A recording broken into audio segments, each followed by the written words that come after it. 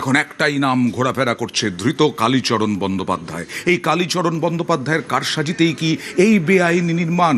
ভয়ঙ্কর তোলাবাজ, ভয়ঙ্কর দুর্নীতিগ্রস্ত, এরকমটাই অভিযোগ কালীচরণ বন্দ্যোপাধ্যায়ের বিরুদ্ধে। WBCS অফিসার, তিনি ছিলেন প্রাক্তন মেয়র, ফিরহাদ হাকিমের OSD। সেই কালীচরণ বন্দ্যোপাধ্যায়ের বিরুদ্ধে বেআইনি নির্মাণে কোটি কোটি টাকা তোলার অভিযোগ উঠছে। নিয়ম ভেঙে গোডাউনের কাঠামো তৈরির অভিযোগ, প্ল্যান ছাড়াই শর্তাধীন ছাড়পত্রে গোডাউন তৈরির অভিযোগ, স্ট্রাকচারাল ড্রয়িং, সয়েল টেস্টিং ছাড়াই নির্মাণের অভিযোগ।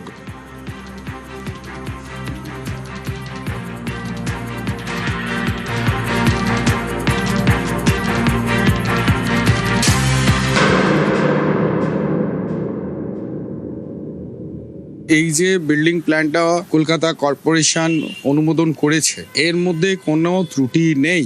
এটা MBC পাস হয়েছে। পাস হয়ে যাওয়ার পর তখনকার দিনের যিনি মেয়র ছিলেন, সেই মেয়রের কাছে উনি গেছেন, তিনি সই করেছেন, রেজলিউশনটা সই করেছেন, এবং তারপর এটা স্যাংশন হয়েছে। স্যাংশন হয়ে যাওয়ার পরবর্তীকালের যে কাজটা, সেই কাজটার মধ্যে গাফিলতি হয়েছে। ওনার ওখানে একটা এক্সিস্টিং স্ট্রাকচার ছিল, এটাকে আমরা বলি conditional sanction. Structural drawing design ওখানে দেওয়া সম্ভব হয়নি, বা সয়েল টেস্ট করা সম্ভব হয়নি। ওনারের দায়িত্ব হচ্ছে ওটা উনি ভাঙবেন।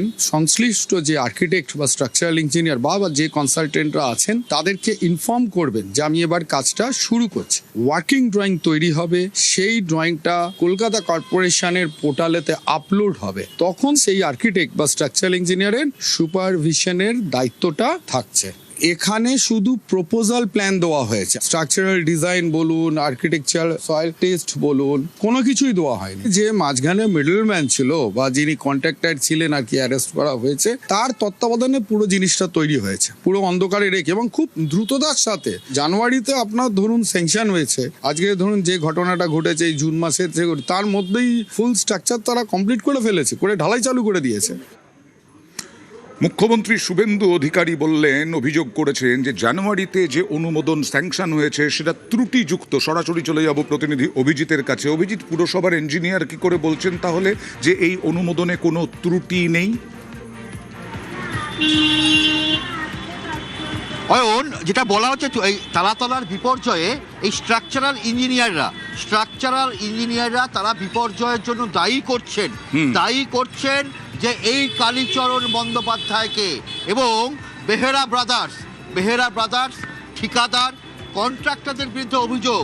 স্ট্রাকচারাল ড্রয়িং থেকে শুরু করে সয়েল টেস্টিং ছাড়াই এই বেআইনি নির্মাণের অভিযোগ।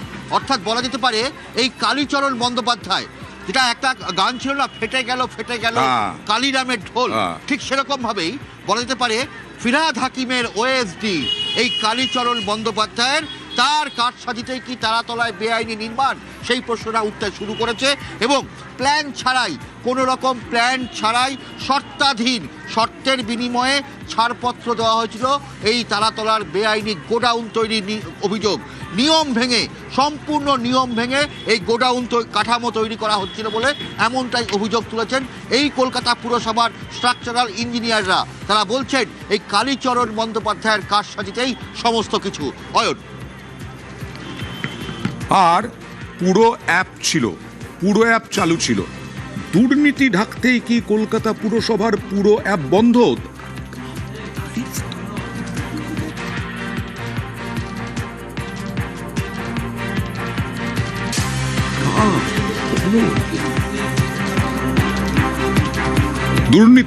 দুর্নীতি ঢাকতে কি পুরো অ্যাপ বন্ধ? পুরো অ্যাপ কবে থেকে চালু ছিল, কবে থেকে বন্ধ হয়েছে, এবং এই পুরো অ্যাপের ভূমিকা কি ছিল, কেন বন্ধ, কি মনে করা হচ্ছে? সরাসরি চলে যাব অভিজিতের কাছে। অভিজিৎ,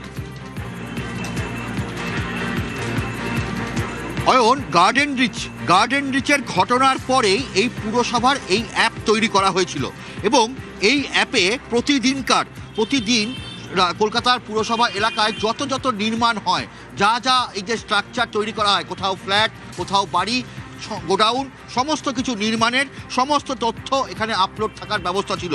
কিন্তু পুরসভার সেই অ্যাপ নজরদারি পরে বন্ধ হয়ে যায়, হঠাৎ করেই সেই অ্যাপ বন্ধ হয়ে যায়। যদি এই পুরসভার এই যদি অ্যাপ নজরদারির এই অ্যাপ যদি চালু থাকতো, তাহলে এই তারাতলার এই ভয়াবহ বিপর্যয় ঘটতো না, এমনটাই মনে করা হচ্ছে। দুর্নীতির কালি ঢাকতেই, অর্থাৎ এই কালীচরণ বন্দ্যোপাধ্যায় তার দুর্নীতির কালি ঢাকতেই কি এই পুরসভার অ্যাপ বন্ধ? প্রশ্ন উঠছে। 2024 সালে নির্মাণের তদারকি করতে এই অ্যাপ তৈরি করা হয়েছিল। আচ্ছা। গার্ডেন নিচে যে বাড়ি ভেঙে পড়েছিল, যে ফ্ল্যাট ভেঙে নির্মাণ বাড়ি ভেঙে পড়েছিল, তারপরে এই নজরদারি অ্যাপ তৈরি করা হয়েছিল। তাহলে কেন বন্ধ করা হলো সেই প্রশ্ন তো উঠতে শুরু করবেই। এই পুরো অ্যাপ চালু থাকলে দুর্ঘটনা কি হতো, এই দাবিও উঠছে, এই প্রশ্ন উঠছে।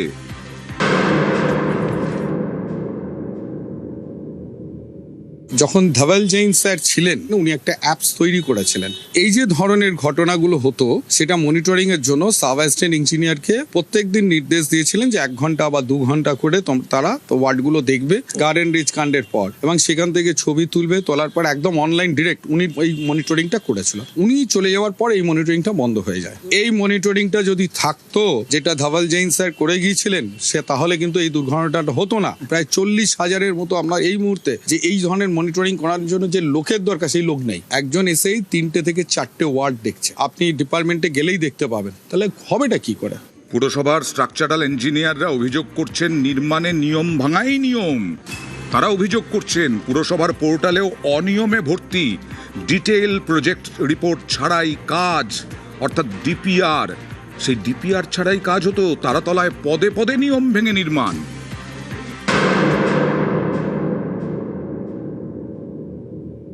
এই পোর্টালে একটা বাজে সিস্টেম। আপনি আমার কাছ থেকে স্যাংশন অনুমোদন নিলেন, নেওয়ার পর আপনি আমার কাছ থেকে সুপারভিশনটা নিলেন না, আমাকে আপনি সরিয়ে দিলেন। এবং এই যে সরিয়ে দেওয়া হয়, সেখানে যে চেঞ্জ অফ এলভিএস বা চেঞ্জ অফ স্ট্রাকচারাল ইঞ্জিনিয়ার করা হয়, সেটা কর্পোরেশন থেকেও আমাদের কিন্তু জানানো হয় না যে তোমাকে পরিবর্তন করে দেওয়া হলো, এ করছে। আর্কিটেক্ট যিনি ছিলেন, খুব বড় মাপের আর্কিটেক্ট ছিলেন, কলকাতা শহরের অনেক বিখ্যাত বিল্ডিং করেছেন। যিনি স্ট্রাকচারাল ইঞ্জিনিয়ার ছিলেন, তিনি স্বয়ং কলকাতা কর্পোরেশনের এক্সিকিউটিভ ইঞ্জিনিয়ার হয়ে রিটায়ার করেছিলেন, তারপর তিনি লাইসেন্স নিয়ে কাজ করছেন। তো এই যে প্রোটোকলগুলো যদি আমার ডিজাইনটাই না হয়ে থাকে, স্ট্রাকচারাল ইঞ্জিনিয়ার সয়েল টেস্ট হয়নি, স্ট্রাকচারাল ইঞ্জিনিয়ার ডিজাইন করেননি, রিভিউয়ার চেক করেননি, মাঝখান থেকে একজন ফোনে কন্ট্রাক্টর সে করে গেল, আপনার প্রজেক্ট প্রপোজাল হয়ে গেল। এবার তৈরি হবে ডিপিআর, ডিটেল প্রজেক্ট রিপোর্ট। সেই রিপোর্টেতে এই যে সুপারভিশনের একটা স্ট্যান্ডার্ড অফ প্রসিডিং আছে, নর্মস আছে যে কিভাবে কোয়ালিটি মেনটেন হবে। কিন্তু যখন কংক্রিটিংটা হচ্ছে, আমরা তো সেখানে দাঁড়িয়ে থাকছি না, ওখানে দাঁড়িয়ে থাকবে কে? যে প্রজেক্ট ম্যানেজার বা প্রজেক্ট ইঞ্জিনিয়ার।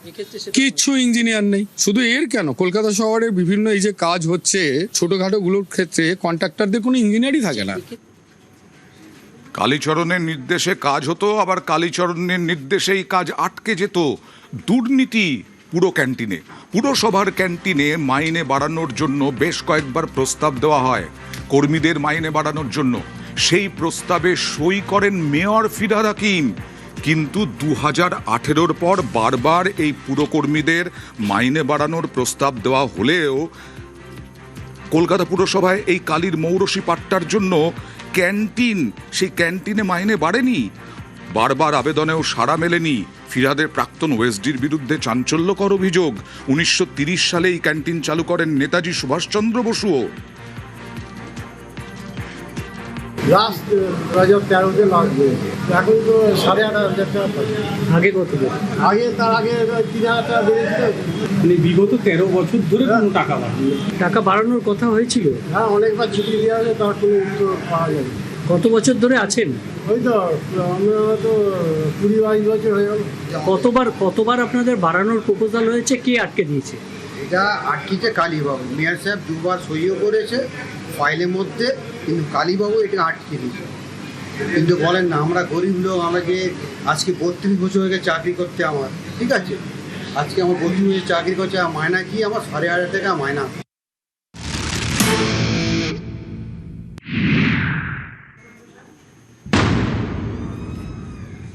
কলকাতা পুরসভায় কালীচরণ বন্দ্যোপাধ্যায়ের সিন্ডিকেট।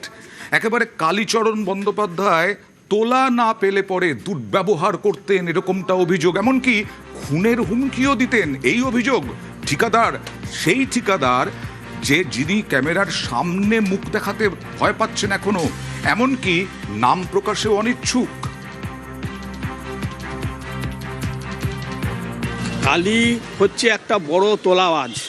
কালীরকে দেখা করতে গেলে তার বাইরে অনেক সাকরেতরা থাকে, তাদের মারফত তাদের নিয়ে তা কালীর কাছে যেতে হয়।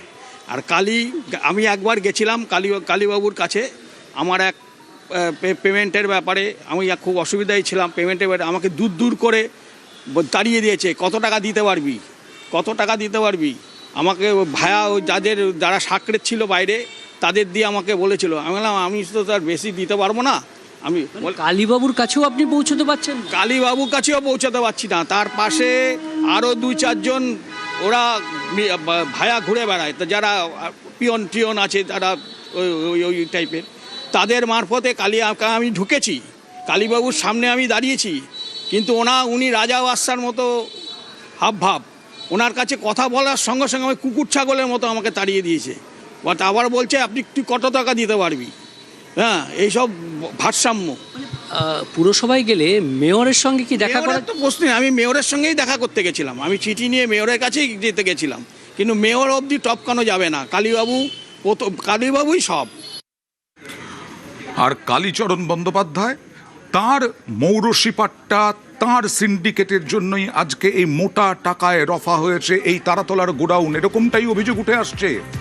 ভয়াবহ বিপর্যয়, 16 জনের মৃত্যু, মোটা টাকায় রফা হয়েছে, এরকমটাই অভিযোগ কালীচরণ বন্দ্যোপাধ্যায়ের সঙ্গে।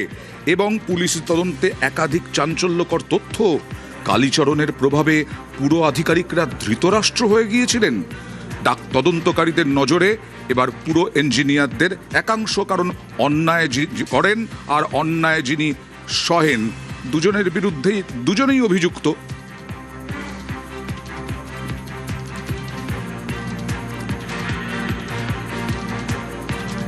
আর তারাতলায় বিপর্যয়ের পর এবার ফিরহাদ হাকিম, প্রাক্তন মেয়র, তার বিরুদ্ধে অভিযোগ দায়ের।